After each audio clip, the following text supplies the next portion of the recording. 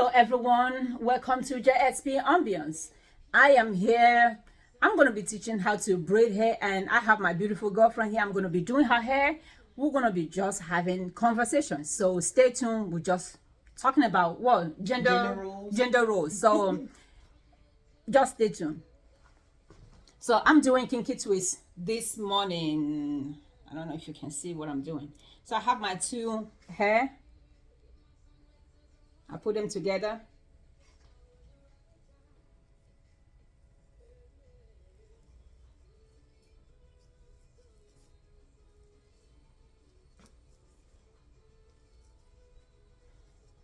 Okay, so one problem I have is I don't understand. Is it a man's responsibility or a man's sole responsibility to be taking out the trash? Is So that? I think that old school American traditions is about like men doing the hard lifting stuff. So like men, they were the pilots, they were the soldiers, they were the police officers, firefighters. Whereas women, they were child care providers, teachers, nurses. More of a gentle touch. And so like the 50s and 60s, it was the man's responsibility to take out the trash. If a woman was seen taking out trash, it was almost disgusting. It was, people would judge that household like, that man isn't a man. He's not doing what he's supposed to be doing, solely based off of judging the fact that his wife is taking the trash out instead of him.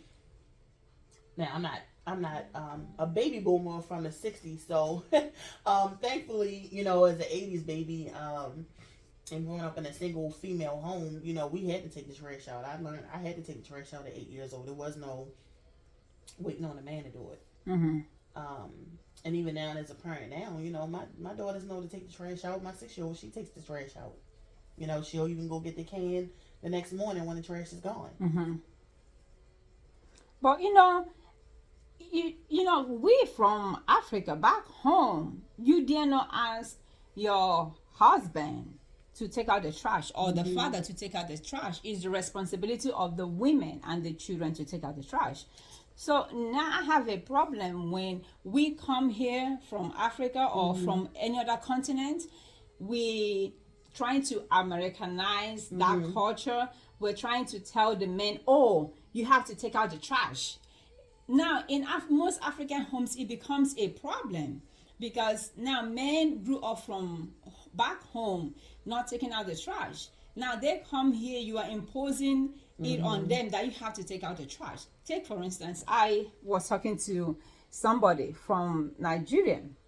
She said she's home. She was home sleeping. She said her home stinks. Her house stinks. I said, why is your house stinking? She said, oh, my husband didn't take out the trash yesterday. I said, why don't you take it out then? Well, I'm not going to take it out because it's his responsibility to take the trash out. I said, okay, but he's not home. He's coming back in the night and you are home. All day with stinking trash. And she said, yeah, that maggots are growing in the trash. I said, you stay home where maggots are growing and it's okay. She said, no, I'm not going to take it out. So now I know back home, she would never dare ask her husband to take out the trash. But now you come back here, you feel like, yeah.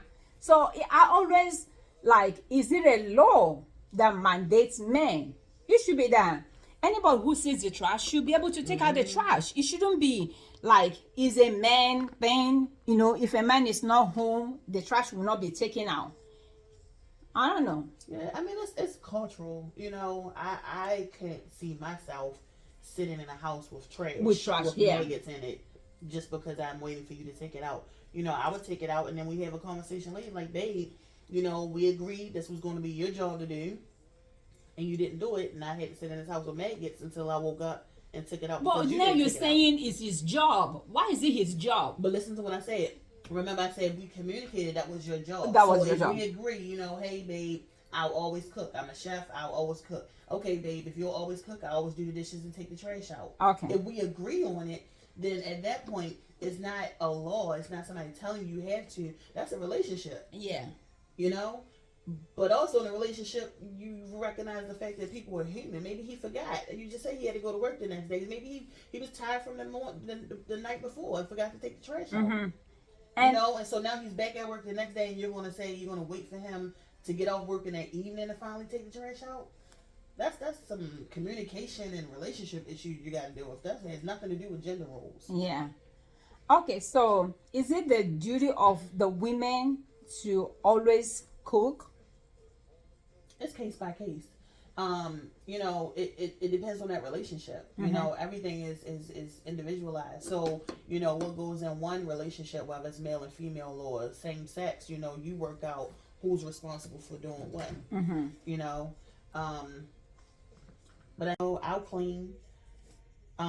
You know, maybe a year down the line, you know, maybe you change positions or jobs or whatever, and you just can't be the one who cooks all the time. You know, so you have a conversation with your significant other to figure out who's going to do what. But you know, from Africa, culturally, it's a woman's duty to cook. You dare not ask your husband. In fact, my mom told me that back in the days, if they want to marry you from another village, a husband is coming to get married to you. Mm-hmm. What the women would do is they come to your family without you knowing to ask if you know how to cook. Wow. Yeah, if you know how to cook. That is a criteria for a woman to be married. If they say, oh, she doesn't know how to cook, Mm-hmm. then it's gonna be a Hard for problem. her. Yeah, it's gonna be a hard for you. So It's what's the gonna be hard. mandate? What's the mandate of a man? What does a man have to do? Oh, I don't know. Maybe having a job or having a land, having so many land and be a provider. You know, back in the days, you have so many land where probably you can have so many wives that you can get married to, and they cultivate the land, and you guys have large families, something like that. But for a woman, you have to know how to cook. That's your responsibility to know how to cook. And I even heard that, according to my mom, she said back in the days also that they will come look at a woman's hips. If somebody is getting married to you, they come look at your hips. Childbearing hips. Yeah, if you I have heard that. good hips, and they will say, yeah, she can have children. If you don't have hips, they say, oh no, she can't push out babies. You know, I think part of that, I don't care if it's African culture or American culture, I think it's just that people made decisions based off the information that they had available at the time. Yeah. You know, so you look at these two different people, one's a man, one's a woman. Okay, he's a little bit bigger. Maybe he can lift. It's just like going back to slavery. You know, you had these big men when they were up there on the auction block. You look at a man, and you wouldn't look at a little skinny 5'4" petite man. Yeah. You were looking at a 6'5", Yeah. 300-pound man who could lift Yeah. stuff, right? Yeah. So, you know, it kind of go the same way with relationships. Like, okay, you look at this man. Okay, he could be my protector. He could be my provider. What is my role? Of course, I should be at home cooking, tending to kids, washing clothes. You know, but as generations have changed and we've learned more, we've learned that men aren't necessarily smarter than women. Women can be doctors. Women can be pilots. Yeah. You know, so my whole thing is you make better decisions with given the information that's presented to you. So, you know, when my grandmother was coming up, you know, she would walk from the city up to Park Heights to wash floors for the Jewish people. You know, hands and knees washing the marble floors and whatnot. Men weren't doing that. Yeah. Men were doing labor jobs. Yeah. You know, whereas now, look at now, you have men who own cleaning companies. Yeah. That's unheard of. Yeah. You have men who do hair, braids like you're doing. Yeah. You know, you have men who do nails. That's unheard of. So again, I think, you know, with the information that we have available, it's like, okay, maybe it is okay for, you know, genders to switch roles, if you will. You know, like a man doesn't necessarily have to just be a soldier. A man can be a nurse. Like I remember really starting to see male nurses. And for a while, I kind of judged it. I grew up with all guys.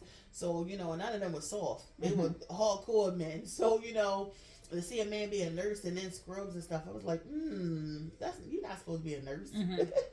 But now and again, with more information now, and you know, I have more information myself.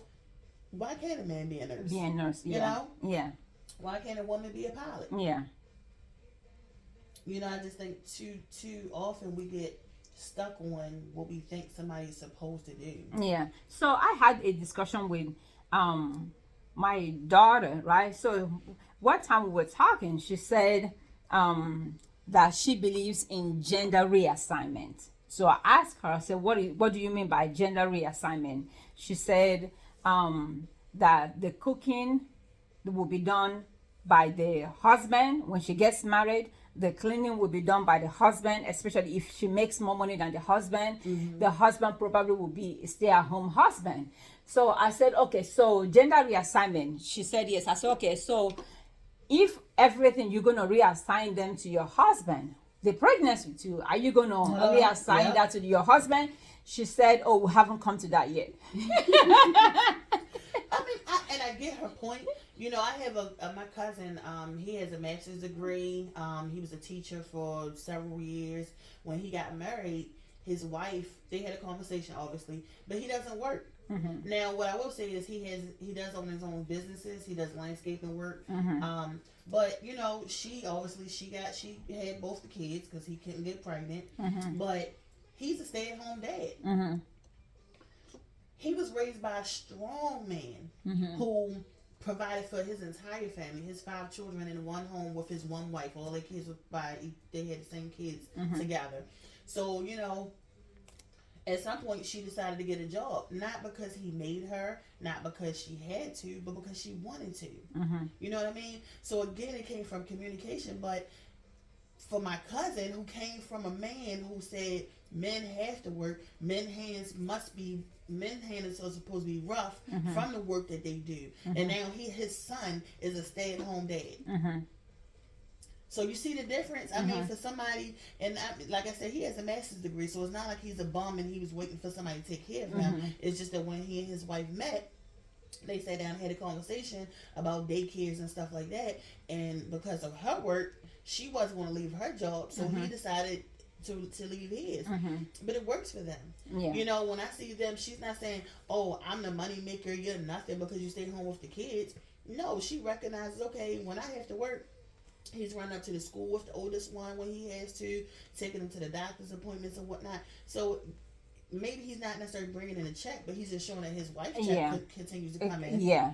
So again, you know, it's about communication. What works in my house may not work in your house for the exact reason, because it's individual. So, you know, it just goes back to communication, and I'm not justifying what I do in my house to anybody. So, you know, if in your house your man doesn't have to work, hell, he ain't got to get the kids up. If that works for your house, that works for your house, you know, but don't come crying when you're stressed out because they're not doing anything. Yeah. Or if the money is not enough, because there was somebody who she was coming here, and you know, genuinely I wanted to be her friend, but not knowing that the husband said she should stay at home.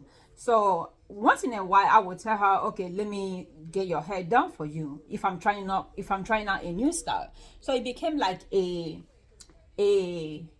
became like a habit for her, because every 2 months she would say, oh, Jane, can you braid my hair? And I'm like, you don't work? You don't have a job? She said, no, my husband said I should stay at home. I said, okay, if your husband says you should stay at home, your husband should take care of your hair. Absolutely. Yeah, your husband telling you to stay at home, and I'm the one holding down your hairstyle. I said, no, I'm not going to do that. That was the end of our friendship. And you're not giving me a penny. You're not giving me a penny because your husband says you should stay at home. If he says you should stay at home, then he should take care of your hair. That's my own thing. The only thing I wonder is if that's a different kind of situation, because you do have abusive situations where a man tells you can't work, but he also doesn't make sure you look good. You look good, yeah. So I'm just curious about that situation, because that's just interesting. Oh, yeah. So if you don't want me to work, you damn sure you better make sure I stay and I may have a car. Yeah. Or maybe the reason why he says you should stay at home is because he doesn't want other men to look at you. I had a guy like that. I mean, he was so jealous, you know, and he hated that I work with really powerful men. Like I had, my mentor, he was an FBI director. So, he was threatened by that. And he's like, well, I think you should do something else. Well, why would I do something else? And come to find out it was because he was insecure about the fact that I was around all these powerful men. It had nothing to do with anything else. So I'm just curious about that because it's like, okay, he knows she's a good looking woman, but as long as I keep you home and you ugly, nobody else will want you. Yeah. And another thing, I always contemplate or I always think about in my head is why men, they love African men in particular, they love their women to be fat. But their girlfriends outside are skinny. That is so why? Why They is want that? their wives. They want their wives to be ugly at home. That is so but true, though. their girlfriends outside. Oh my goodness! So I did a topic yesterday that I posted. That is so true. Yeah, That is crazy. yeah. I did a topic yesterday that I posted, titled "Why I Don't Go to the Goodwill Store with Men." I don't go to the Goodwill store, to a thrift store with men. Okay. I just don't. Because my reason is, don't get me started, I'm here. So my reason is, when I was married, right, with my ex-husband, we came from South Africa to this country. He would take us to the Goodwill store. So I didn't know any better. So with Goodwill store, you buy $100 clothes, the whole apartment filled with bags, and we will take all the washing and getting all the smell out. So years went by. I didn't complain. So one day I went through his wallet. I saw a receipt in his wallet from Macy's saying female toiletries. Wait a minute. Sorry, you took me to Goodwill? Yeah. I'm gonna have to watch it. Yeah. Wait a minute, sorry. He took me, it was female toiletries from Macy's. So when I confronted him, I said, this is female toiletries from Macy's, $350. Oh, you didn't have to go to my wallet. Why did you go to my wallet? I said, okay, so who did you take there? Yes. It's just a friend. It's just a friend you took to the Macy's. But you take me to Goodwill. Sorry. So there I stopped going to the Goodwill. And after my years went by, after my marriage, I just came to the conclusion. I just decided I will never take a man to the Goodwill store. I will never take a man to the Salvation Army. I'll go there by myself. I'll go there with my daughter, but I won't go there with my son. But that makes sense though. Like you got some PTSD around it, from the wrongdoings of your husband. And I get that. Like I remember my ex. So we have these two favorite movies. Is that PTSD? It's PTSD. So look, me and my ex, we have these two favorite movies, and it's my favorite movies of all time. I love Meet the Fockers. Okay. And Gladiator with Russell Crowe. That's my favorite movies. I can't watch them. And so I was talking to this guy, and it was his favorite movie. Both of the movies, it was his favorite movies and actors. And I got so sick, like literally got sick to my stomach because it was in my mind, it was associated with my ex. And we had watched, and the thing is, like, and I know your viewers like, girl, shut up. But we had watched it literally a million times because those were our favorite movies. So, like, every year I can probably say we probably watch those movies, Gladiator and Meet the Fockers, probably about 10 times each every year. Like it was our first time watching it. But again, that was just our thing. It made us closer. I don't know, somehow the movies made us, we were really big movie and music buffs. So when I got with my other guy friend, and he was like, oh yeah, I love Russell Crowe and what's the guy's, whatever the guy, Ben Still, I think that's his name, whatever his name is, from Meet the Fockers. And like I just got nauseous because of the fact that was me and my ex's thing. And to this day, even by myself, if I see those movies on TV, I won't watch them. You won't watch them. I can't. Anything associated with that guy, I'm like, nope, no thanks. So, but now, would you go to the Goodwill store with a man?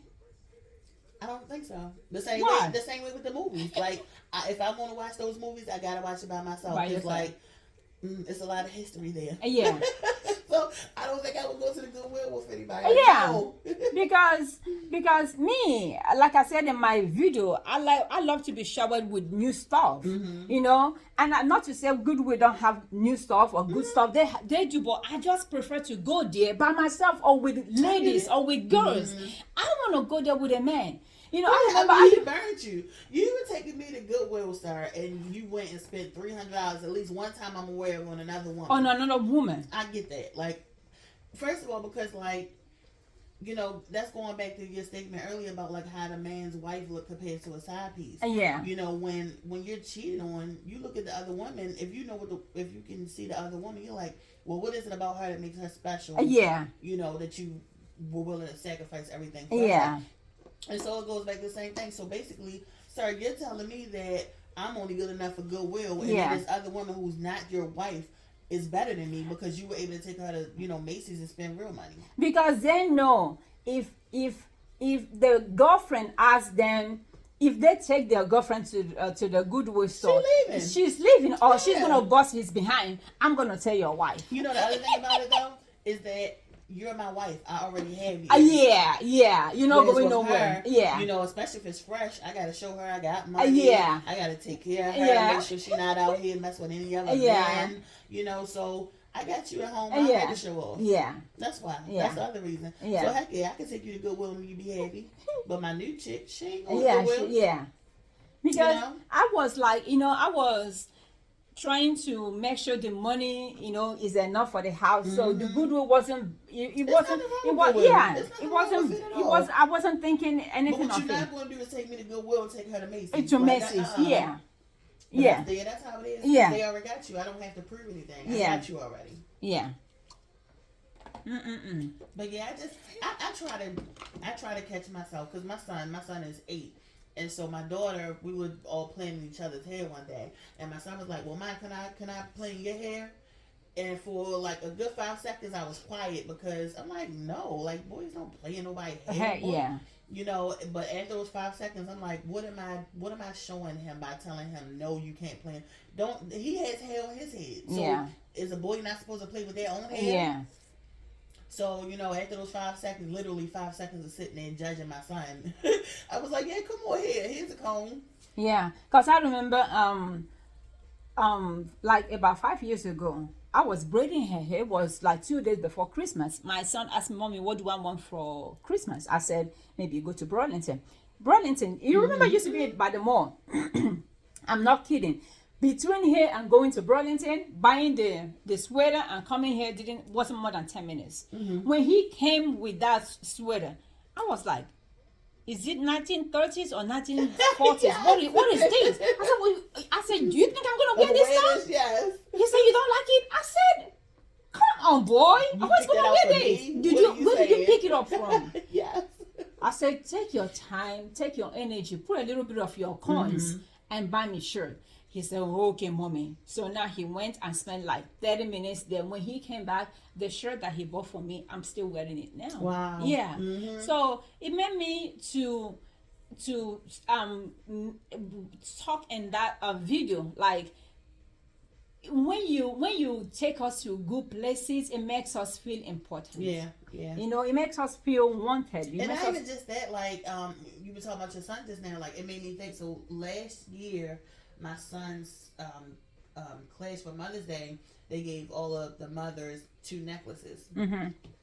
One of them is exactly something I would wear, right? It was I don't even know what it's made out of, but it's like it's the circle rocks, a whole bunch of rocks. So that one's perfect, something I would definitely wear. The other one he gave me was more like it had stones and pearls, not quite my kind of style, but when I talked to his teacher, you know, his teacher was like, you know, we took them out. He walked around. He took the longest because he really cared about finding me something, right? And so when he first brought it home, I was making fun of him. I said, you know, I'm not going to wear this. I don't wear this type of stuff. But I looked in his eyes and I really had to realize, like, my son spent time finding 2 necklaces that he really thought I would appreciate. And it's so funny. So a year later, and it took me a minute to finally wear him wear the one because it really just wasn't my style. But then I wear it a lot. And so I sit there and I'm like, you know, it's okay to take a step back and really evaluate the situation before you respond to it, because like, you know, what kind of damage or impact would that have made on him? And because he knew he spent time looking for it. Unlike me, I'm just like, oh, your teacher just gave that to you and you giving it to me. You know, no, his teacher said He walked around, looked at everything 3 times before he No, decided. my son didn't. No, I get that, like what you're saying, but that's why it made me think about that, because he was opposite. He was intentional on the gift for me, right? Yeah. And so I just had to take a step back, like, maybe he does know me a little bit, because now I love the freaking necklace. Yeah. You know? Yeah. So I think, it's about, if you invest time and time, effort into it, yeah. Like, you really have to consider that person's feelings. Yeah. If they really care Yeah. That's what we should teach our boys now, because tomorrow they're gonna grow up to become a man. Yeah. So I'm not gonna be. When I used to take my son to the Goodwill was when he was 13, 12 years, 2 years old, 1 year old. But now a man, he's almost 19. A man, the man he's becoming, I wouldn't want him to take a woman to the Goodwill store. No. And I'm not saying, I know some people are going to be like, oh, Jane, you're bashing Goodwill store. No. I like the Goodwill. I like the Goodwill. I like going there shopping. If we're going shopping for family stuff, like house stuff, but going to Burlington like Ross, we're not saying we're expensive. If you you have to get us Michael Kors. If you can afford it, that's fine. But it feels good that you going like Ross, like even Walmart, buying something that is not used for your wife, personal thing. Yeah, first of all. Yeah. Especially you taking your side chick out and spending money. You're supposed to take care of home first. Yeah. I mean, you shouldn't be cheating. So I used to date this man. I don't know if I was dating him, I was talking to him. So he said, that he's from Africa. He said he wanted to go to the Goodwill to go buy suits for church, but now he's a pastor. So I said, okay, I don't go to the Goodwill store with a man, but I will escort you. So I went to the Goodwill with him. You know how your suit is supposed to be fitted and the shoulder pad on your shoulder? His shoulder pad was right here. Yeah. He said, didn't have a sense of fashion. Yeah, he said you like it. I said, no, you were wearing it. The pants was all the way covering his toes. I said, nah, I don't. He was like, you want anything? I said, no, I don't. I don't shop with like that. Oh no. No, I don't do good women. With a man, no, I don't. But it's funny though, because you talk about like going shopping with a man, like. Even shopping is gender specific, because men don't shop. Men don't go clothing shop. Men may shop for cars. Yeah.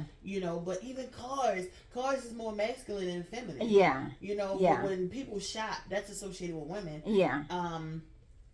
Even with that, like meeting men who meet their homeboys and go shopping. I'm like, what? Ew, men don't shop. Like, why you and your guys just go out and look at clothes? Yeah. Women do stuff like that. But, again, it's just a shift in the generations where it's okay for men to go shopping. Why would men wear clothes, don't they? Yeah. So they shouldn't shop? Yeah, I just prefer to shop by myself. No, because with a man, shopping with a man, he's always, are you done? But women who could be there all day. But see, that's me. I hate shopping. Really? I hate shopping. It does something to me. I mean, I'm so grateful that online shopping became a thing. Even online shopping gets on my nerves, because after a while I start looking at too much. Yeah. So, like my ex, he loves shopping. He loves clothes. Me, I'm a simple person. I go to the store. I know what's going to have the jeans I like. Yeah. Give me a plain shirt and dress it up with a blazer. Well, that's not how you look like. You dress more than a blazer now. I got a blazer, a tank top, what you wearing is more than, you put more thought and energy and more time to you think it. So? Yeah. This is simple as best. No, this is more. This is complicated for me. Listen, this is easy. Because I'm not. Yeah, like I said, I'm not a clothes person. I'm not a shopping person. So. But the thing is, some people think for you to shop, it has to be expensive, or it has to be complicated, or I don't know how to put it. Some people might have the most expensive clothes, and if it's not well put together, they look rugged. Yeah, that's like when I don't have social media anymore. But when I had social media, I was looking at and I don't know all the like expensive clothing, because I'm not, like I said, I'm not really into that. But like the person they had posted, it was a picture they had on Fendi, Fendi, Gucci, and something else, and it just looked bad. Burberry, yeah. And so it was like all the patterns, because like Fendi is the F backwards, right? And then they had on Gucci, and then they had on the Burberry, the Burberry print. It looked horrible, but on the outside, I mean, they're wearing all these name brand stuff. I don't know how much it costs, but that's a lot of money that they had on. They had the travel bags and everything, so they spent good money, but it looked a mess because none of it clashed. But like you said, the point being, okay, I'm showing you I got money. I got all these different name brand things. I have money, but you also look a mess. You got all these different brands. Yeah. And the one that gets me too is when our women will have this Michael Kors handbag and this Louis Vuitton handbag, and they have shower cap or sleeping cap on their heads. But the funny thing about the bonnets is that like they it's become a part of your outfit almost now. Really? Yeah, like you see all the styles of the bonnets and stuff. They got them old black bonnets, or like they come in different colors. They even got the animal print. You match it to your whole outfit. Now you out the house with a shower cap on, but you look good. No. But the thing about it is, what's different from a bonnet and a head wrap? Why? Because somebody said a head wrap is different from a bonnet. It's still covering your head. It's covering your head. So really, like, what's the difference? Yeah. Again, I think that goes back to like conditioning of society to tell you what's right, what's wrong. Yeah. If you got a problem with me wearing a bonnet, don't come out the house wearing a head wrap. Yeah. Right? Yeah, you're right. You're right. Nah, I ain't saying come out the house in a bonnet, because I fuss my daughter. You better not come out the damn house that bright pink bonnet on. But, at the same time, so we go to the store and then a whole bunch of women are walking around with scarves on. Are they better than my daughter for having a scarf instead of a bonnet? I don't know.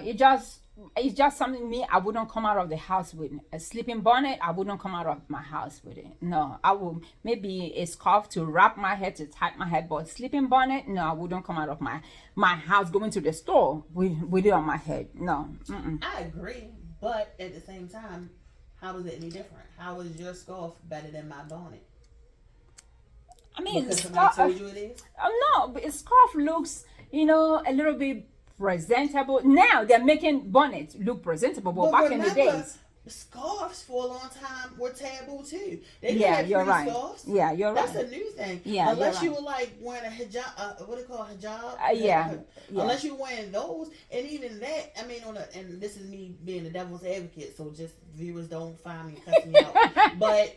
Even wearing a hijab, like you're coming out your house in house clothing. Yeah. Why? Because religion. Somebody told you religion-wise that you're supposed to have a head covering. Excuse me, it's still a scarf. Yeah. So how is again? It's just too often we're like, my situation is better. Be like me. You don't know, but is it? I see the Jewish women. They walk around with scarves. I even did research around them, the fact that they wear wigs. Yeah. That's tied into their culture. Yeah. That's not like, oh yeah, she don't feel like doing her hair, they wear wigs. Like that's almost their head wrap. Mm-hmm. If they don't wear a scarf on their head. So again, okay, what's the difference? I'm gonna look down on you because now you wearing fake hair. You got a wig on. Okay, so speaking of fake hair, oh, hold on, before you go. Speaking of fake hair. So if you look at early Europe, remember the men in the courts, they wore wigs.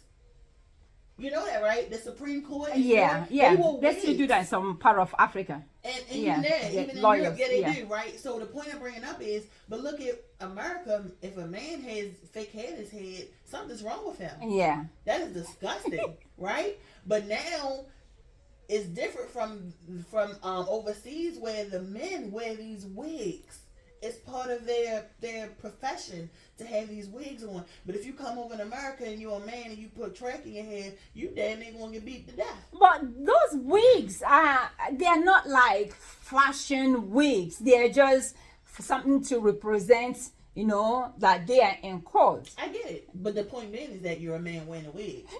Before I get technical and say because it's law and da-da-da, I'm just saying at the most basic level, on the surface, and we walking down the street, that's a man in a wig. Okay. Right? So again, it kind of goes back to like, and that's why I always tell people, like even my clients, I tell them like, you just live your life the way you Yeah, want to. you want to, because yeah. if you try to make everybody happy, you're Yeah, gonna be miserable. yeah, Because yeah. there's so many rules, there's so many Yeah, constructs yeah. that say that this is how you're supposed to live. And guess what I gotta say? That's just like when I cut my hair. You know, even my daughter, she was teasing me, you know, and thankfully I raised her in a way to encourage her to be her own individual. But, you know, we were still picking with each other. She was like, you cut your hair, like, that's man stuff. And, you know, even though she was joking, I still went back and had a conversation with her because I just want to see where your real head is at around women having short hair. Because, you know, especially American-wise, you better not be a woman with short hair. You definitely gay. You know, that's the first thing anyone think. Years ago, I remember when I was like in middle school, and one of my teachers over the summer, she cut her hair, she came back, and that was the first thing all the kids said. Like, why is short hair on a woman associated with being gay? How does short hair make you gay? You know, so even that. So you know, it's just about being exposed to having different information and your own perspective on stuff. Like, stop trying to live your life keeping up with the Joneses. Living your life because somebody said that's the way you're supposed to live it. Yeah, I don't know. When it comes to hair, you know, sometimes it gets on me when I see our black women have this long hair flowing all the way to the ground. And I always say that when you will know how a black woman's hair is supposed to look like. You know, so you having this fake hair all the way to the ground, we still know it's not your hair. But Jen, what's the difference between having long flowing yucky hair and what you putting in my head right now? It's still fake. Fake is fake.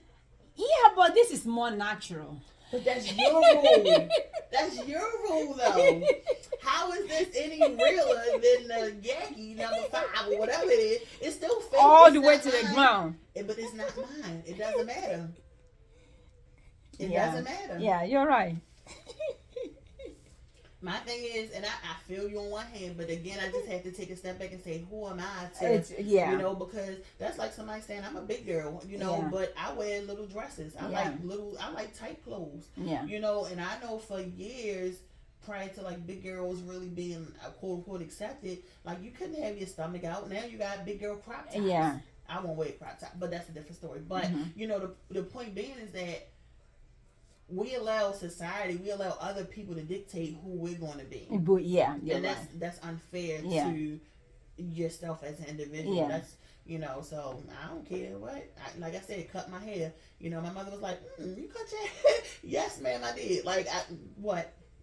And I wish somebody would say something, you know, keep it moving, because what I do with this has nothing to do with you. So, you know, you shouldn't really care. So for me, I would love to cut my hair, but because I'm short, if I cut my hair, I'm going to be a midget. I'm going to be a dwarf. Yeah. So imagine, so now I have this ponytail. So when I'm looking at myself in the mirror, I'm not looking at myself from right here. So I'm looking at myself here. So when I cut it, oh, Jenny, you imagine a midget braiding your hair. But the thing I challenge about that, and I felt that way, and I'm not, although I'm not short, I felt that way when I was cutting my hair. You know, I said, I don't know what's going on. It's hair. You know what hair does? It grows back. It grows back. Yeah. Even in death, your hair grows. Well, women, if you take away our hair, you're stripping off your identity. I agree. I agree with that. But once again, you have options. You got a whole store to yourself. So you know what? I cut my hair. And you know the other thing I did when I cut my hair, I cut it in segments. You know, I cut it in segments. So I cut it like I cut about 4 inches off the first time, and I was like, okay, yeah, I like this. Then I went in for another couple of inches because my hair was pretty long when I started cutting it. So then I got it to about 4 inches of hair left, and I was like, you know what, I'm gonna cut it, and if I don't like it, I'll go get some track and put it in and let it grow back. And I fell in love with it, and it was the best decision I made to cut my hair. You know, but had I let societal expectations dictate that for me, I would still, you know, I would be sitting around with long hair, and you know, for some people it's like it's just hair, but for me it was a pivotal point in my life where I just broke free of like of constraints of thinking I needed hair to make me who I am. You know what I mean? So Yeah, maybe one day I'm gonna try it. I But say go for it, man. You got this whole damn store full of hair. You could patch hair, different pack of hair to your head every day until your hair grows back. It's then just hair. end up with alopecia.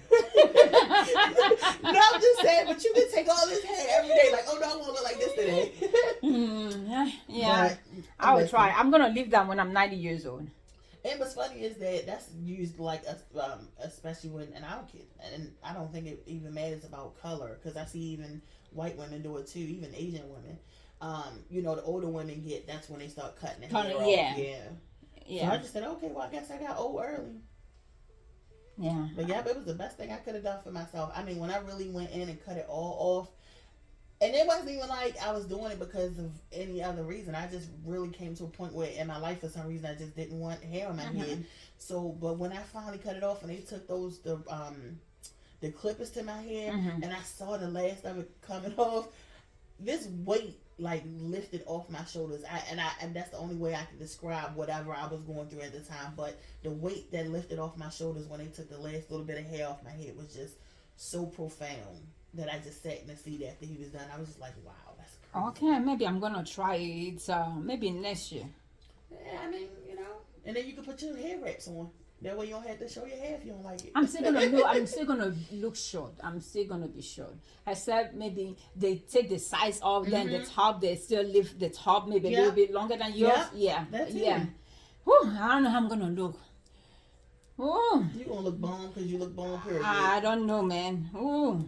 Plus, it's funny, I was talking to my friend, because I got a fat face. At least if you go by societal norms, fat people are not supposed to have short hair because your face is too fat, right? Really? Yeah. Oh. So your face is so slim and you're a small person, so you actually have the perfect structure for short hair according to societal norms. Okay. I'm just throwing it out there. I hope some people will not be thinking about me